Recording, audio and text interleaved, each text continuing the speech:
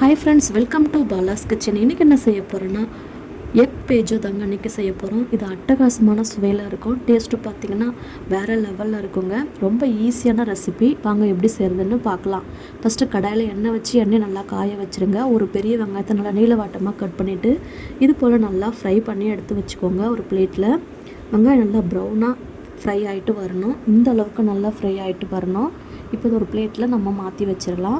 இப்போ அதே கடாயில் பார்த்திங்கனாக்கா நான் 10 பல் பூண்டை நான் 2 கட் பண்ணி வச்சுருக்கேன்.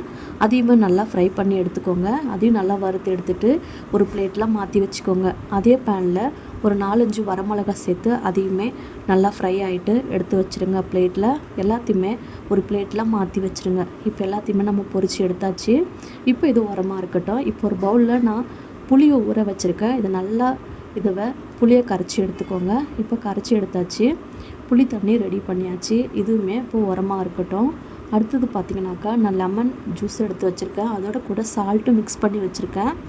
இப்போ ரெடி பண்ணி வச்சாச்சு. அடுத்தது பார்த்திங்கன்னா கொத்தமல்லி நான் நல்லா பொடிசாக கட் பண்ணிவிட்டு ஒரு பவுலில் எடுத்து வச்சுருக்கேன். இப்போ இது ரெடி பண்ணியாச்சு. இப்போ ஒரு பவுல் எடுத்துக்கோங்க. நம்ம ஃப்ரை பண்ணி வச்சோம் இல்லைங்களா, இப்போ ஒன்று ஒன்றா நம்ம அதில் சேர்த்துக்கலாம். ஃபஸ்ட்டு ஃப்ரை பண்ண ஆனியன் சேர்த்துக்கோங்க. அதுக்கப்புறம் பார்த்திங்கனாக்கா ஃப்ரை பண்ண பூண்டு சேர்த்துக்கோங்க. அதுக்கப்புறம் நம்ம மிளகா வறுத்து வச்சோம் இல்லைங்களா, அது நல்லா பொடியாக தட்டிட்டு இப்போ அதோட கூட சேர்த்துருங்க. இப்போ இதை நல்லா மூணுத்தையுமே நல்லா மிக்ஸ் பண்ணி எடுத்து வச்சுருங்க.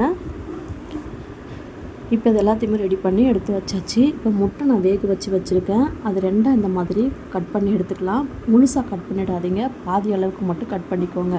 இப்போ கட் பண்ணிவிட்டு நம்ம ரெடி பண்ணி வச்ச வெங்காயம், பூண்டு, காஞ்ச மிளகா இது மூணுத்தையுமே நம்ம உள்ளே ஸ்டஃப் பண்ணிக்கலாம்.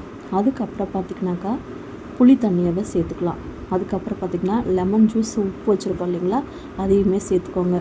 அதுக்கடுத்தது பார்த்திங்கன்னா லாஸ்ட்டாக கொத்தமல்லி. அவ்வளோதாங்க. இதை வச்சுட்டு இதே போலவே நம்ம எல்லா முட்டைகளையுமே செய்து எடுத்துக்கலாம். இப்போ இதை நம்ம ரெடி பண்ணியாச்சு. இப்போ இது ஒரு பிளேட்டில் மாற்றி வச்சுருங்க. அவ்வளோதான், மாற்றி வச்சாச்சு.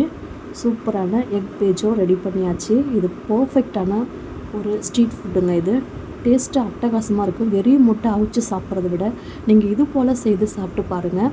2 முட்டைக்கு 4 முட்டை சாப்பிடுவீங்க. அவ்வளோ டேஸ்டியாக இருக்கும். அந்த மசாலா வெங்காயம் ஃப்ரை பண்ணதோடு சாப்பிடும்போது டேஸ்ட்டு அல்டிமேட்டாக இருக்குங்க.